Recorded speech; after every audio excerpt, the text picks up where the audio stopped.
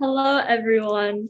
Welcome back to another podcast hosted by Exercises Medicine at UCSD, where we're committed to raise awareness about exercise for health and well-being.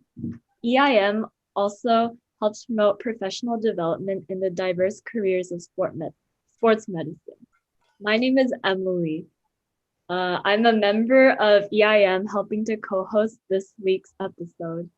And since this is a live stream, be sure to drop your questions in the chat, everyone.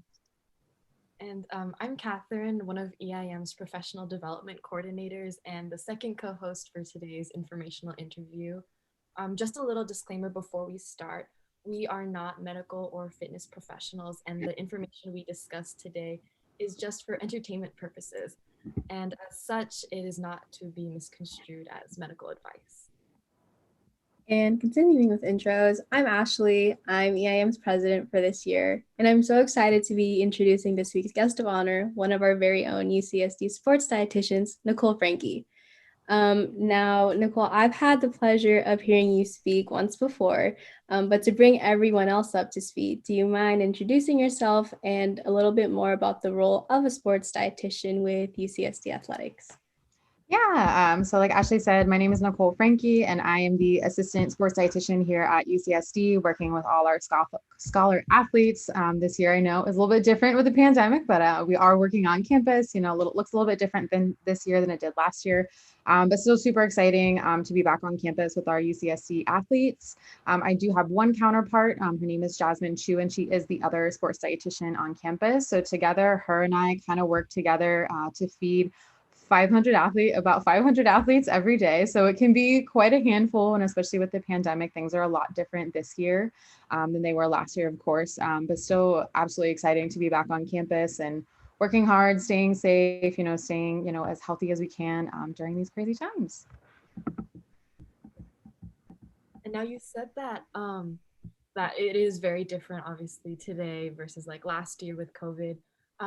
Do you mind like walking us through maybe a day of your work pre-COVID and then maybe a day in your work now that COVID's a thing now? Yeah, of course. So last year, so our office on campus is in the Spanos athletic facility. So it was very nice because athletes, depending on their sport, they would go in at certain times and be working with our strength and conditioning trainers and have, a lot of times where they would work out and do certain lifting programs based on their sport. And then basically across the turf was our office, which was really awesome. So we could kind of interact with athletes when they were coming in and out, and then primarily providing them recovery snacks at what we call our fueling station. So fueling stations started, I want to say, in the mid 2010s. It was passed by the NCAA. They kind of saw this gap in athletes' diets because they have class and workouts and competition. So it was something that, was passed to help provide athletes with snacks. So what we do is we provide protein and carbohydrate snack options for them for after their workouts. And then, of course, when they were traveling last year and competing and things like that, we provided like workout snacks and travel snacks and stuff like that. So like I know when our teams would go to Hawaii and stuff, we would kind of pack them like little travel baggies of different snacks so they didn't have to rely just on like airport food and things like that. So this year it is a little bit similar, obviously not doing competition snacks, things like that. And then of course, with our athletes not being able to work out in Spanos because of course it's very small. So to have all their athletes, they're all working out outside right now. So they're on our track and also on our soccer field area working out. So we bring the snacks to them. So we've actually hired a couple student workers because it's a lot of food to move. Because depending on the days, we have like 400 athletes working out every day. So we'll provide different snacks for them. So we have, some student workers that help us out. But it's great too to still kind of interact and, be that friendly face. So if they have questions, or a lot of times they'll like maybe not grab the best combination. So, it's a good educational opportunity to make sure they're grabbing those carbohydrates and those protein because those have been really well researched in the importance of muscle recovery for athletes. What kinds of snacks do you provide? Like, are they like pre-made like actual meals or just like packaged snacks? Like, Yeah, last year, so normally in preseason, we would provide teams with breakfast and lunch during preseason. Obviously, preseason was cut very short this year because of COVID. We really only had our basketball teams there for about 2 weeks. So we relied more heavily on like Instacart and, ordering through individual companies. Just those things were prepackaged, pre-made and kind of delivered just for safety purposes with everything going on. But last year we did work and make meals for people. So we would make like overnight oatmeal for breakfast. We made like yogurt parfaits. And then for lunch, we would like grab out the crock pot and Instapot and we would make different meals and stuff because preseason was not 500 athletes. It was about like 200, which is still a lot. But it was a little more manageable to make larger batches of food then.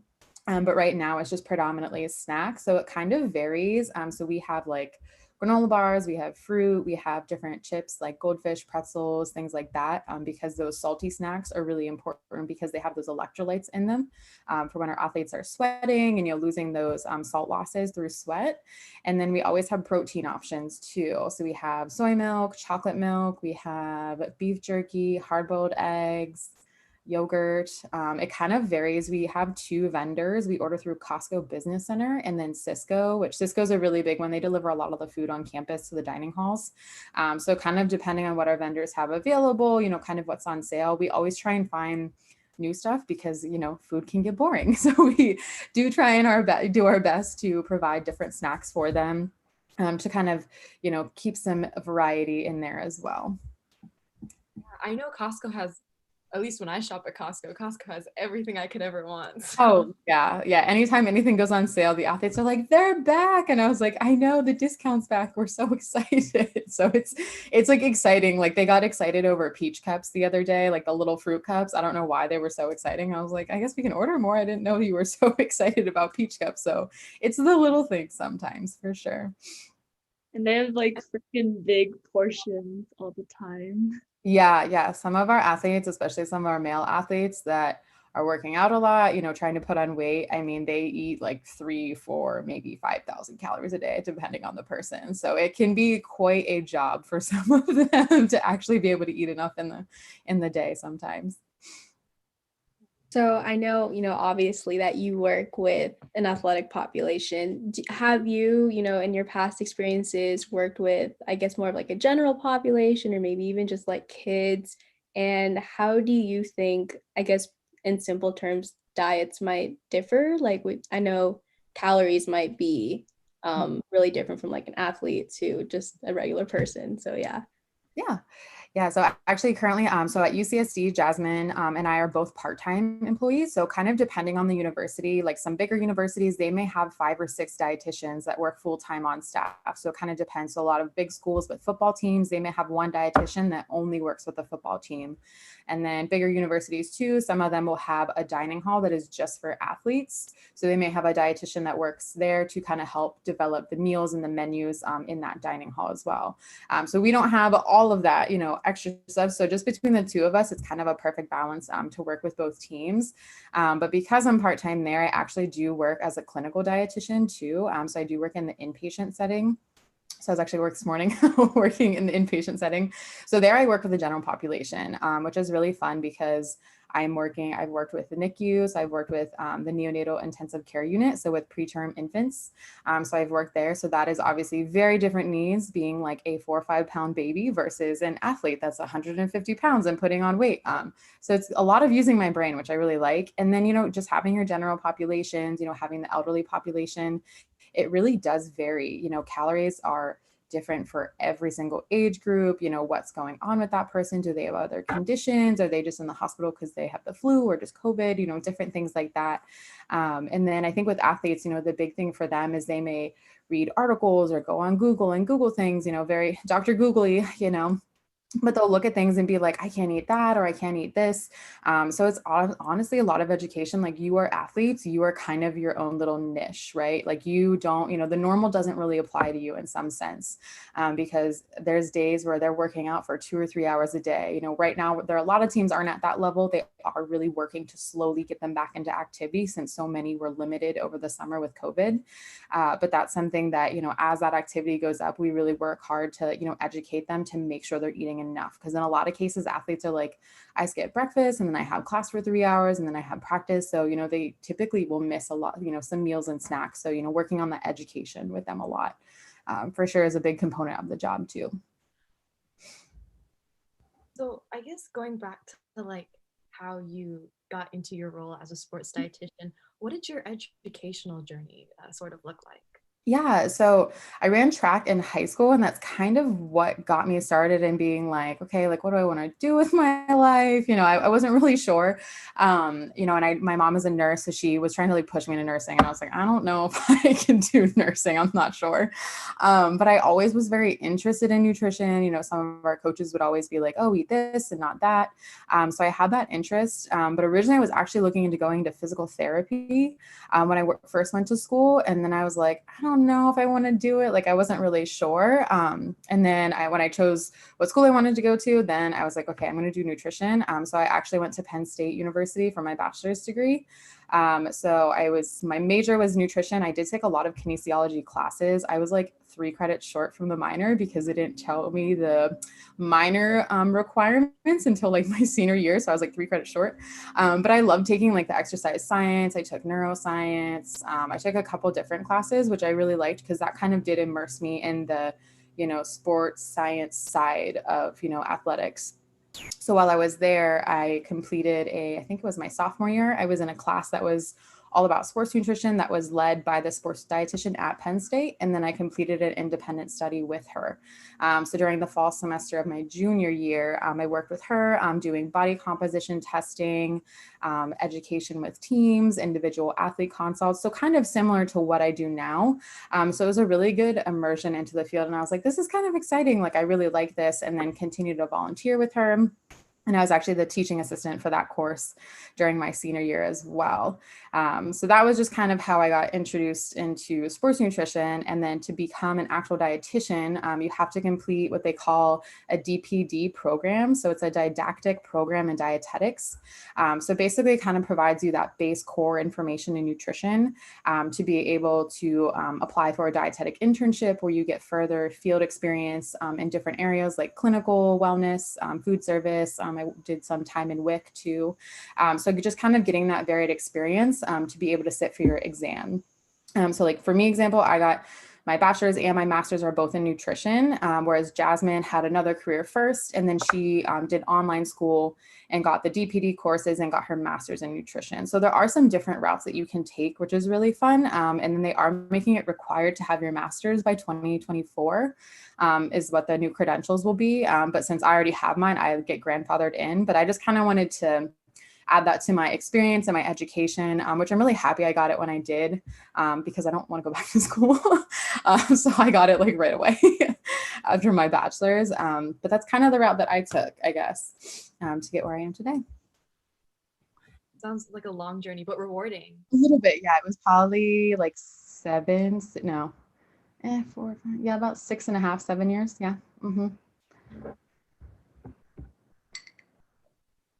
Going back to like the types of patients you treat, as for athletes, are they mainly like also like track and field athletes, or do you treat like a lot of like other types? And like, do those athletes, are you just trying to like maintain their diet, or are they more so like, do they more so have more problems like eating disorders? Yeah, so last year we worked with, Jasmine and I would just get consults from different like strength trainers or the athletic trainers would reach out and be like, hey, I have this athlete that's injured or they're not performing well. And they'll kind of link us up with those athletes, or athletes can reach out to us individually to meet. So last year I worked with all the teams. And then this year I'm predominantly with track and field, men's and women's tennis, men's and women's rowing, swim and dive, men's golf, fencing, and cross country. So I kind of work with all those teams. So it kind of varies by athlete, who comes to us and who is referred, and then we'll meet with them. A lot of times it might just be something as simple as, I don't know if I'm eating enough food, and then we'll talk about what they're eating in a day, depending on their sport, if they want to gain weight, lose weight, things like that. Then I'll go and calculate, their individual needs. And we do a lot what we call fueling plans. So it's just kind of a good visual tool to get the athlete in the mindset of, okay, if I'm up at this time, maybe I should have breakfast here. This is what a breakfast would look like, and just kind of give them an idea of what a day of eating would look like. So we'll talk about that a lot with individual athletes. And then with each team, we typically do a team talk. So those team talks will be just kind of basic nutrition, like what's a carb, what's a protein, what's a fat, talking about specific athlete needs with hydration, recovery nutrition. And then we'll do other talks too, depending on the team. So we'll do some on competition nutrition, alcohol and performance, supplement safety and performance. We've done them on immune health before. So we've kind of been touching on immune health a lot this year, a little bit with nutrition. But yeah, it really varies, which is honestly a lot of fun. But we do get those consults too for athletes that have eating disorders or even just kind of disordered eating, whether it's intentional or unintentional. And then our athletes that are injured. So I know we've had athletes last year who tore their ACL or had ankle injuries, ligament injuries. So typically we'll meet with them and talk about collagen supplementation. Collagen has kind of come around in research in the last couple of years. They found that it's really effective in helping to repair and rebuild those tissues in the ligaments, tendons, joints, things like that. So we will give them collagen supplementation for them to take because the research is there where it's like you can see in the research on MRIs and some studies that bone and tissue growth really gets boosted by that collagen. So there is that sports science, research, kind of keeping up with current research part of the job too. Do you find that you enjoy like the researching part more, or do you enjoy hands-on working with either your student or your scholar athlete population, or your inpatient population? I kind of like both. So during COVID, we obviously were just teleworking for UCSD. So as well, to be a dietitian, you have to do 75 credits of continuing education every 5 years. So I took a lot of that time during COVID to watch, you basically get them through webinars or attending conferences, things like that. So I took a lot of that time and watched a lot of different webinars. So I watched some on COVID and nutrition in the inpatient setting. I watched some on athletic populations and injury recovery, certain supplementation in athletes and recovery and performance. So always trying to stay on top of it, listening to podcasts, reading research, because the science does change, every couple of years, there's always something new coming out in research, which I really do like about the medical and, sports science world, because it kind of makes you stay on top of it. It kind of keeps everything new and exciting. Think of creatine in the 90s, was not very friendly. Everyone was like, no, don't use that. That's not safe. And then now it's like, oh no, it's safe. We have all these studies on creatine, and there's thousands and thousands of studies on it now, not just in athletes, but in various populations too. Then I guess shifting into this whole idea of recent times. So obviously social media has become more prominent. So I was just wondering, with social media, sometimes people may claim to be, oh, I'm a nutritionist. And so a lot of these times accounts will say oh, this is what I do. This is how I eat in a day. And people might just take that, but not always with a grain of salt. So I was just wondering, for our listeners, could you please kind of differentiate the difference between what a nutritionist is versus what a registered dietitian is? Yeah, great question. So a nutritionist, typically they don't have, it can kind of vary on their education, what they may or may not have. Typically, it might just be some sort of online certification or online short course that they do to become a nutritionist. But to become a dietitian and use the dietitian title, you have to be credentialed. So after you sit for your exam, you have to have proof that you've done all the, DPD courses, you've done your internship, you've gotten those experiences, and then you're able to sit for your board exam. So you have to pass that exam and sit for that board exam. So then you can have that title. And in most states, they require you to be also a licensed dietitian. California does not. It's a little bit different, but most states you also have to apply through typically the nursing board of the state.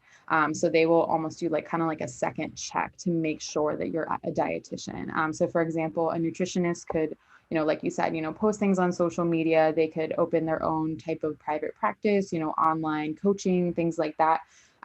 Where if they try to apply to an inpatient dietitian job, they would not be considered because they don't have that credential to their name. So typically dietitians, like I said, we have 4 to 6 years of higher education, where nutritionists may have a little bit, they might have an associate's or even a bachelor's, but they just don't have that extra level of teaching in the nutritional science portion of it too. So for me, we had to take chemistry, biochemistry, chemistry, organic chemistry. So you have to take those nutritional sciences background courses so you can kind of fully understand like how things are metabolized in the body and processed in the body, and really dive deep into the science portion of nutrition as well. No hard task too. I'm in biochem right now, and I'm sure a few of the listeners have been in biochem or Yes. chem, and that's hard work. So it's a tough cookie. It really is. I remember I was like, I don't like it, but then at the same time, when I got to my metabolism courses, I was like, oh, this makes sense now. Like I wouldn't get it if I didn't take those classes. So I did enjoy them though in the end. I can attest to that. Biochem is it's no easy task. Absolutely. Yeah. I guess going off the same sort of topic of social media, another issue that I was kind of thinking about was like the perception of body image. So I was just kind of wondering how you maybe just consult athletes or maybe come to terms with any athletes that might have body image problems or feel that they might have to look a certain way because of social media.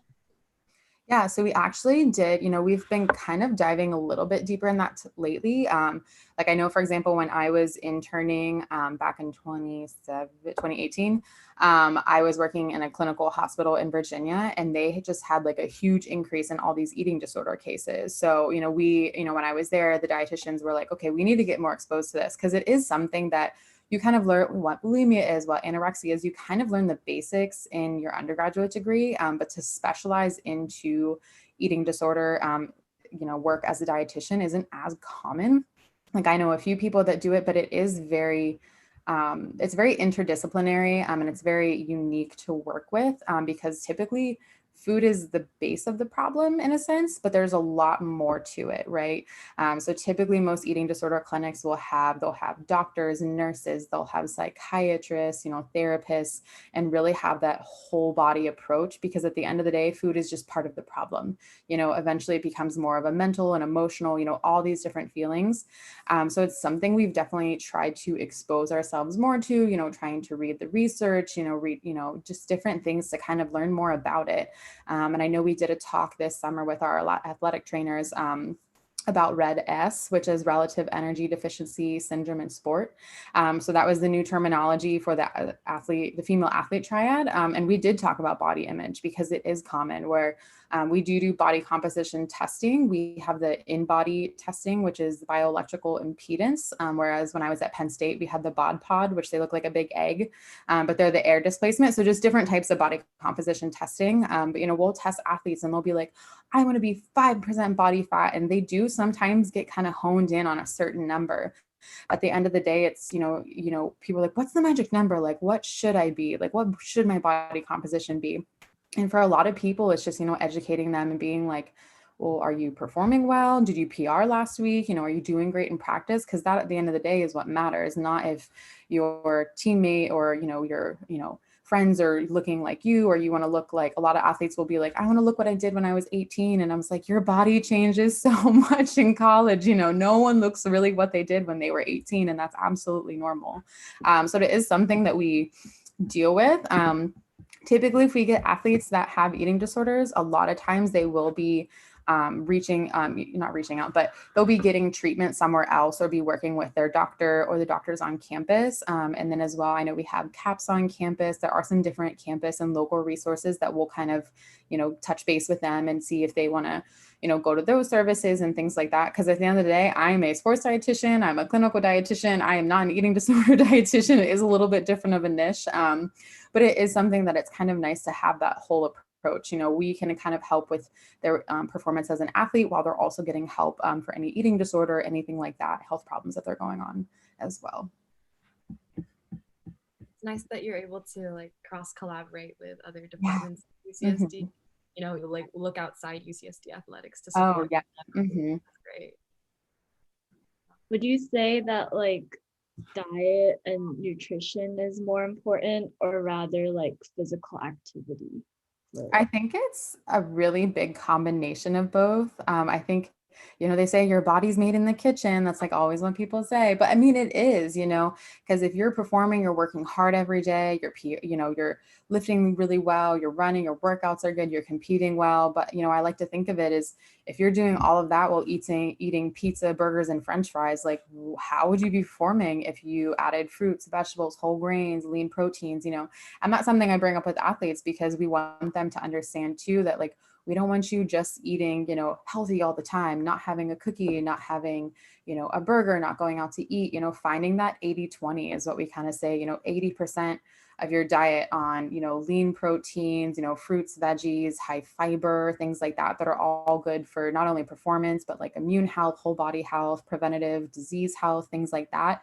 But it's saving that 20% because we'll have athletes be like, can I eat a cookie every day? And I'm like, of course you can eat a cookie, we're not, dietitians, we like to get called the food police, but that's not our job either. I'm not here to say you can't eat this or that. It's finding that balance of getting different foods in the diet that are going to not only make us perform really well and make us, advance our performance, but also kind of have that like happy, fun moment of I want a little bit of ice cream. It's been a really long week. We just had midterms or whatever it is.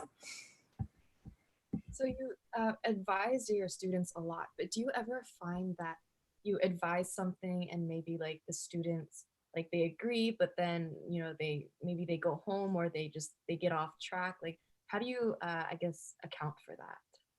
Yeah, that's definitely a challenge because typically when we meet with athletes individually, we'll meet with them and maybe follow up in a few weeks. And then it's kind of on the athlete. We are there to provide that education, to provide that support if they want to reach out to us. But then it is kind of up to them, right? It's up to them to make those changes. If they want to make those changes in their body, make that weight gain goal, build that muscle, if they're, putting that work into their nutrition, they're going to be great, but it's up to them to put that work in.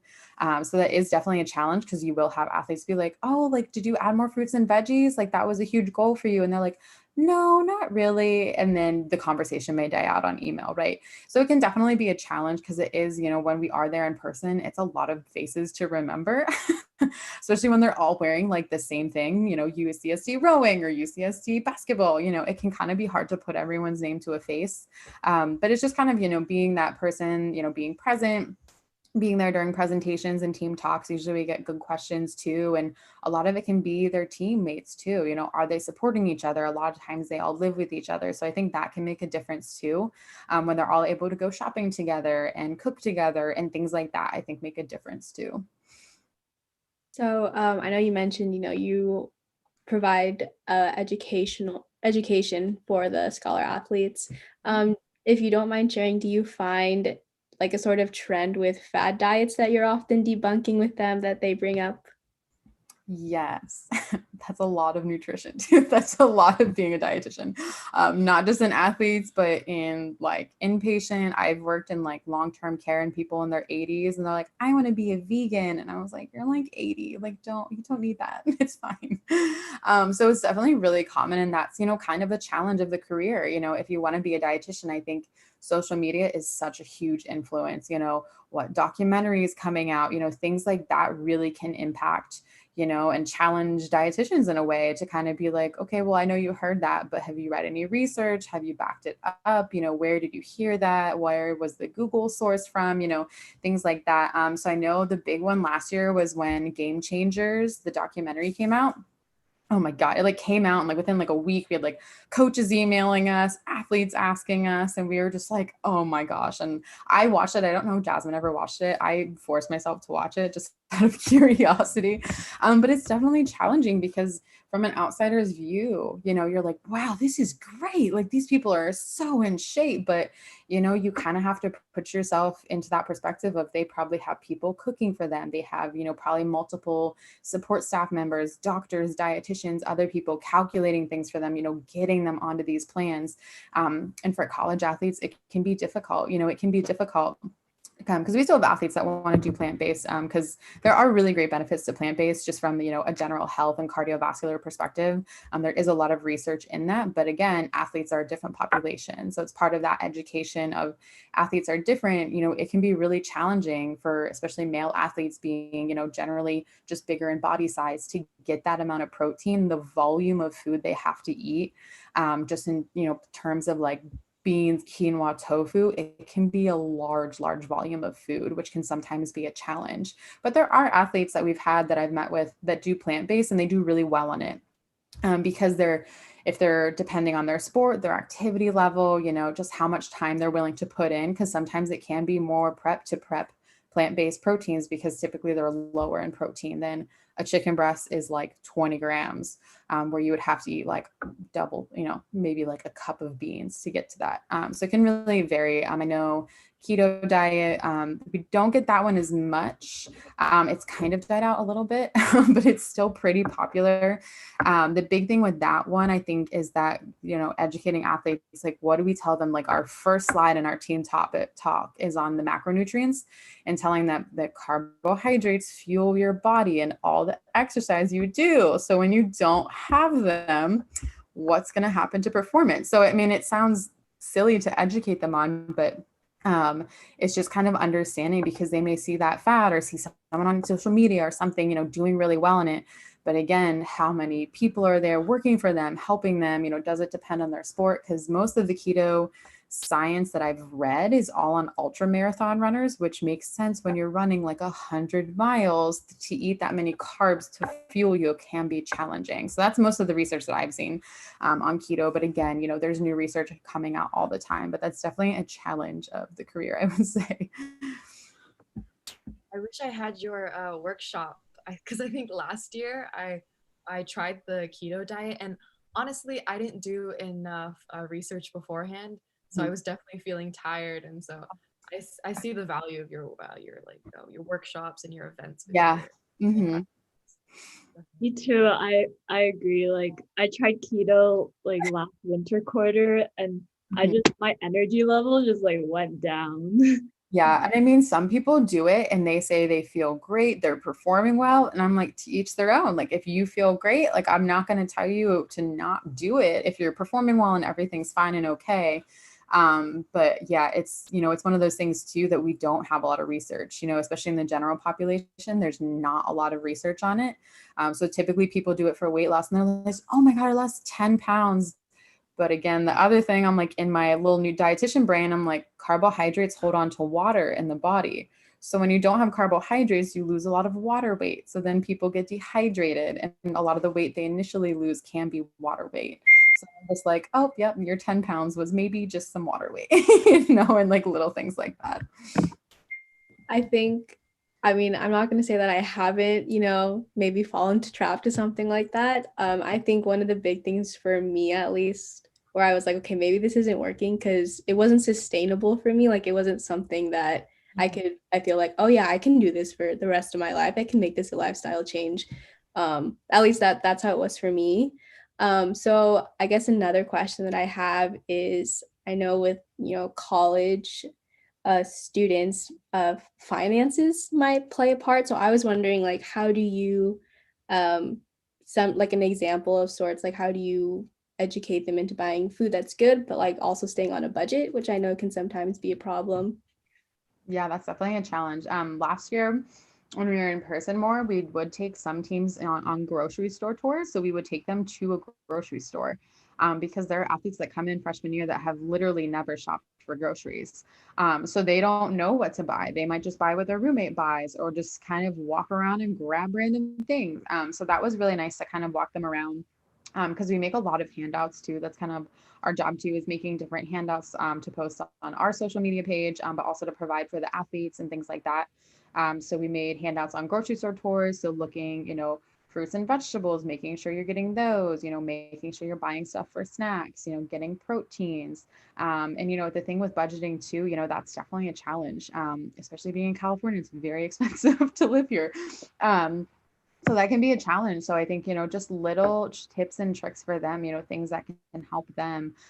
So I know like fruits and vegetables is one. They don't want to buy frozen ones because there's a misconception that they're not as healthy for you, but they are. They pick that fruit or vegetable and they freeze it immediately. So a lot of times that can be an easy swap to buy, the steamable bags of vegetables versus the fresh vegetables, especially when they're not in season. They can tend to be a little bit more pricey. Fruits too can be more expensive when they're fresh versus frozen. So that can be an easy swap, or buying things in bulk. Proteins the same way, you can buy them frozen or fresh, or buy them in bulk fresh and freeze them and keep some. There are different tips and tricks. And then I know there's the Triton Food Pantry on campus. So they can always use that. There are a couple of local resources too, just to kind of help them out. Like I know when COVID hit, we donated all our food because we had a whole fueling station full of food that we were like, we don't know when we're going back to campus.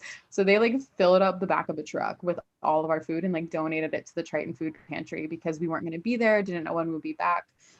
So we donated that food to them. So there are resources for them. And then we've done stuff too. I know last summer we did a demo with them where the base was chicken and rice. That's the base of your meal. And then we made that into 6 different meals by just adding a different vegetable or a different sauce. So just showing them kind of the simplicity that cooking can be. It doesn't have to be a 4-course meal that they have to make. It can be as simple as throwing a bunch of vegetables on a tray and throwing them in the oven, and then you're ready for the week, right? So stuff like that. That's really useful information. I never knew that frozen foods, frozen fruits were just as good as fresh. Yes.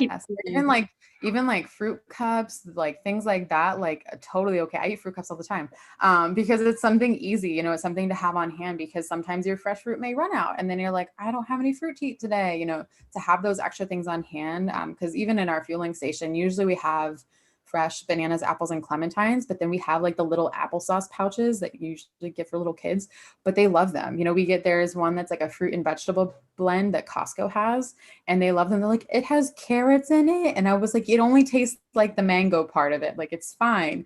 Because it's just a sneaky way to add in fruits and veggies. It's something different for them to try, and just kind of keep it more exciting. Because there are athletes that are like, I don't eat fruit. And I was like, well, you better start trying to eat the fruit. At least one, try something. Going back to your occupation as a whole, do you find that your occupation has, I guess, some influence or impact on the way that you choose to exercise and maintain your well-being? Yeah, it does a little bit. I think I've always been interested in exercise. So I think for me, obviously I went from running track in high school to going to college. I was originally thinking of going to a Division II school and competing, but then kind of chose to go to Penn State and go more for, my major in nutrition. But for me, I always was like, okay, 5 days a week, you're going to work out and you're going to do something. So for me, I was very much just lifting, running in the gym, or running outside, pending the weather in Pennsylvania. It's very crazy where Penn State is. It could be snowing at 7 o'clock in the morning and sunshine by noon. So it's very interesting in that sense to have more seasons than we do in San Diego. So I did that, different workout classes. And then when I was in college too, just kind of being in different groups and organizations, I ran a Tough Mudder with some friends of mine. I ran a half marathon one summer with friends. So just kind of doing different stuff to just kind of see what I like. And then I ran a half marathon last spring here in California too, just to kind of do something different, because exercise can get monotonous in a way. And I'm not a big workout class person. I'm more of a run lift person, and that's all I do. Wait, just an aside, how were those marathons or half marathons? It's kind of scary. Yeah, the Tough Mudder I did was in Pennsylvania, and it was pretty chilly when we ran it. And I know their courses vary depending on where they are. I think the shortest they do is 7 miles maybe. Mine was 11 miles. We ended up doing a longer one. So it was really hard because it was cold. And there we had the one obstacle where you jump in a tank of ice, and you have to literally submerge yourself in the ice. And then you come out the other side and you're like, why am I doing this? But I was just happy I finished, climbing walls. And it's fun too to do with a group of friends. And there was there was groups of older guys. They were just throwing people over the walls to help everyone. And it was a lot of fun, honestly. It was hard, but it was fun. And then both the half marathons, I've done have been super fun. I mean, they're hard. I don't know if I would ever do a 26. I don't think I can do a full marathon. But it's fun to train for them and just kind of do something different too. Yeah, I remember I did a mud run with one of my close friends. It was Lauren. She was on our very first podcast. We did the mud run in Camp Pendleton during high school. Yeah, it was definitely not as long as yours, but it was fun. What I remember is we had to like tape our socks to our shoes just to make sure that like we wouldn't lose our shoes, after climbing out of the mud on a few obstacles. But yeah, it's pretty fun and I can attest to that. Yeah, the half marathon I ran in California was on Camp Pendleton too, and it was through like a super hilly part, and I was like, the lead pack was going so fast. They were like 3 miles ahead of us, and I was like, oh, 4 bye. I was like, I'm gonna just keep at my own pace. I was like, I'm not that fast. I hope exercise is medicine. Maybe one day we can all do a run together, one day. When the world's back to normal, right? Yeah. Just wondering if you don't mind sharing, have you had like struggles with body image when you were like running or like really active in track? I think I haven't had it like that bad, but I think it's just common for girls. When we did our talk with the athletic trainers, reading research and watching different webinars on it, girls, I think especially are like very affected by body image, comparing ourselves to other people. I think one of the articles I read, it was like as young as like 12 or 14, girls are like, I want to look like this person, or my thighs are too big, or my bust is too big. I think it's really common. I think I definitely had that a little bit, running track and being like, okay, well, this person looks this good. And like, if I eat really good, like, why don't I look like that? But I think at the end of the day, I just kind of try and put it in the back of my mind and think, okay, like, am I running faster? Kind of put myself in the athlete mindset of, am I running faster? Am I lifting okay? Even during the pandemic, I was like, am I doing some activity? Because it's very limited, So just trying to do something versus nothing for me really helps, because there are days, today, being at the hospital for 6-7 hours, getting all that time and getting into patient rooms, I'm just up and down stairs. That is my exercise. So it can just depend on the day too, for sure. Fun question. I've been thinking this like the whole podcast. Wasn't sure whether to ask it, but you mentioned Gatorade, I think once, about like regarding electrolytes. Mm-hmm. So I've always heard that Gatorade is great for electrolytes, but then I also hear that like water is like like the divine drink or something. It's like the best thing. Yeah. Is there like ever a time when like Gatorade perhaps is like better than water, or water is better than Gatorade? Because like I drink both, but like mostly water. But I've always wanted to like ask about that. Yeah. That's always a big educational barrier for us too. Especially last year, we have a Gatorade machine in Spanos, so the athletes could come in and fill up their bottles with Gatorade.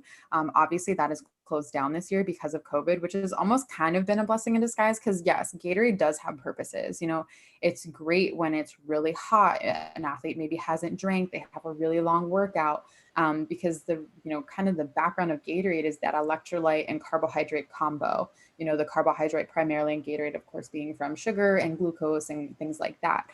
So it does have those roles where if you're going to be working out for an extended period of time, what happens in our body is we burn through the glycogen, or like storage form of carbohydrate, in our liver and our muscles. So if you burn through that, obviously the gas tank is empty and you need to fill it with some carbohydrates. And then of course, protein too, with recovery nutrition, education on that with the athletes as well. So I think, educating them, okay, if your workout is like 30 minutes, you're probably not strenuously burning all those calories. So you might not need the Gatorade. So that was always kind of an educational barrier for us. But this year we have a product we've gotten instead that is called Drip Drop, and it's an electrolyte powder mix. So it's nice. It comes in individual packets. So we've given that to teams for athletes. Some of our teams are working out in the afternoon now because it's still weirdly hot in California. So we've given them to them.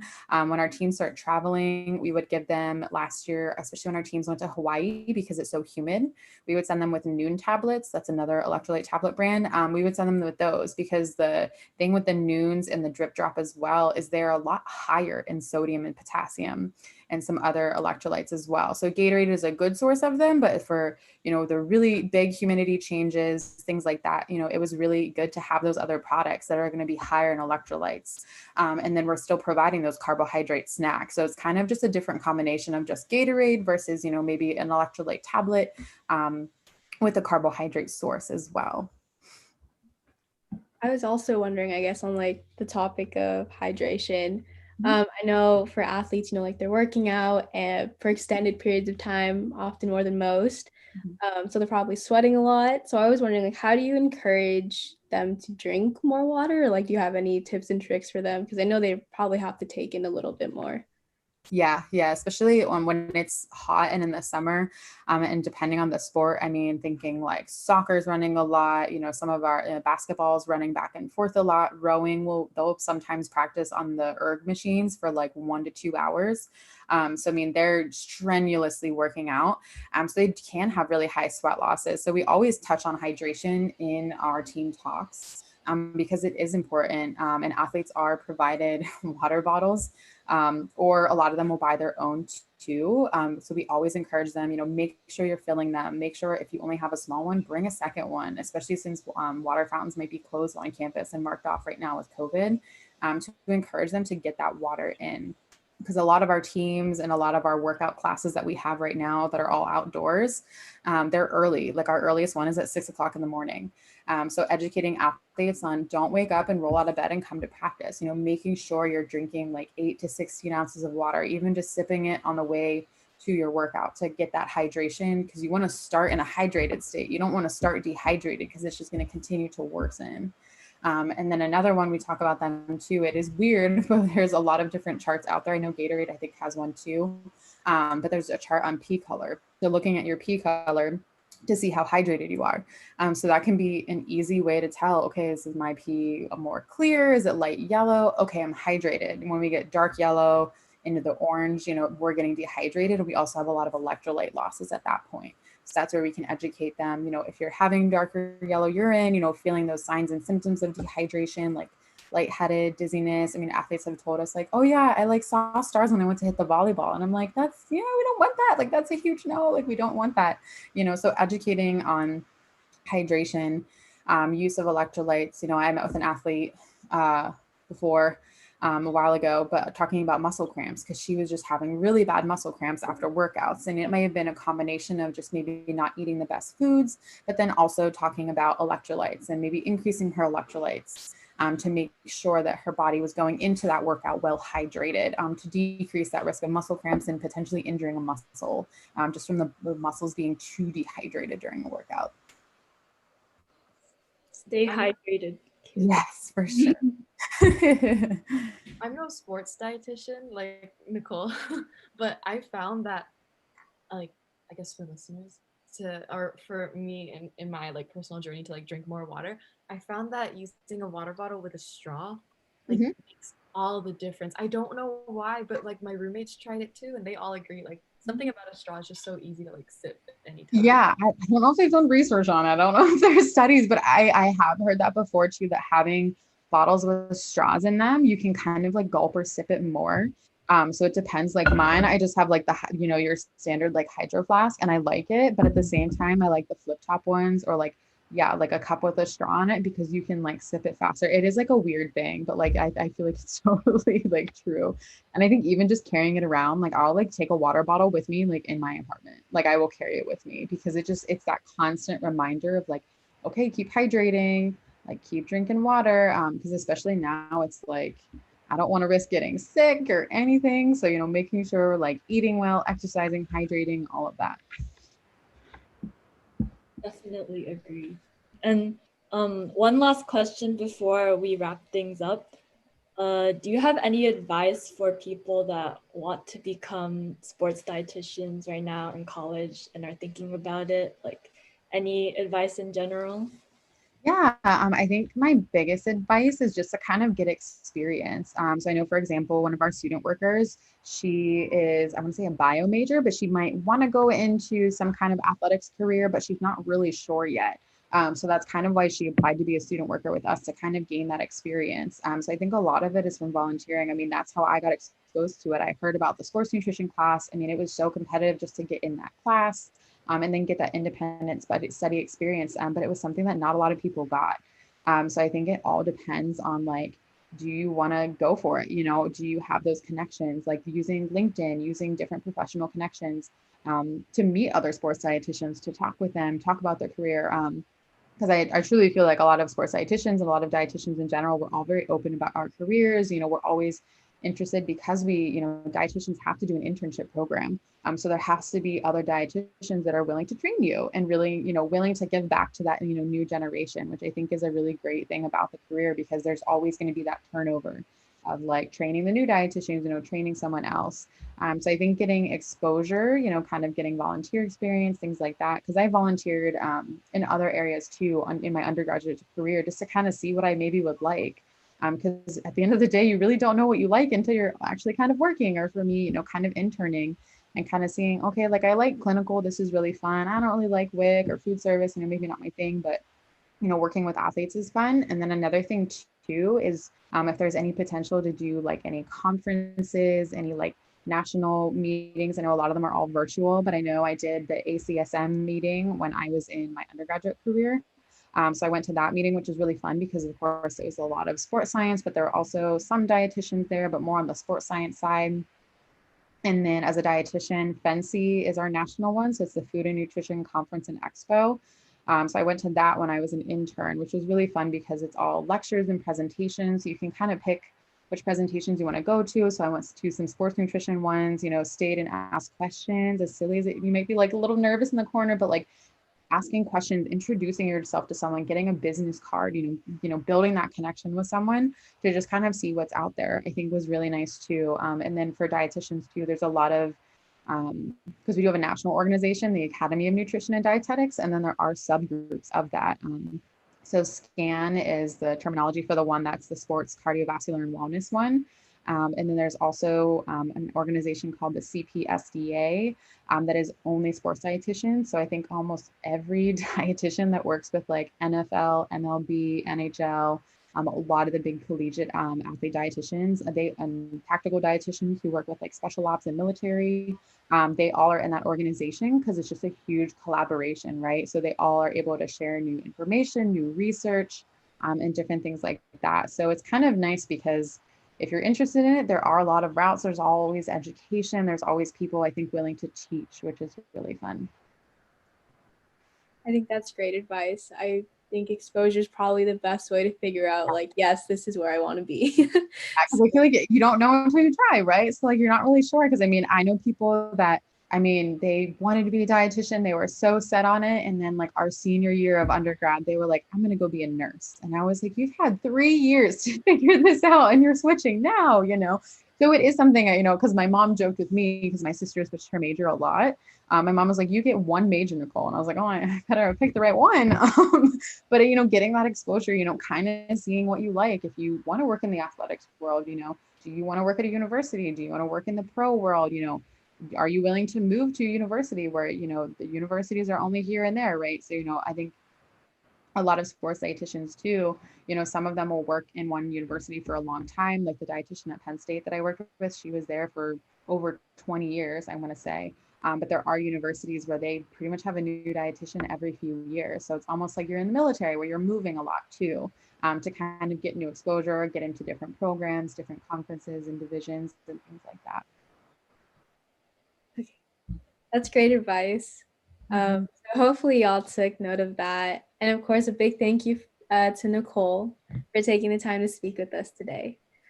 So for our listeners out there, if you'd like to learn more about our student organization, Exercise Medicine, we do have a GBM coming up this Tuesday, which is week 8 at 8 p.m.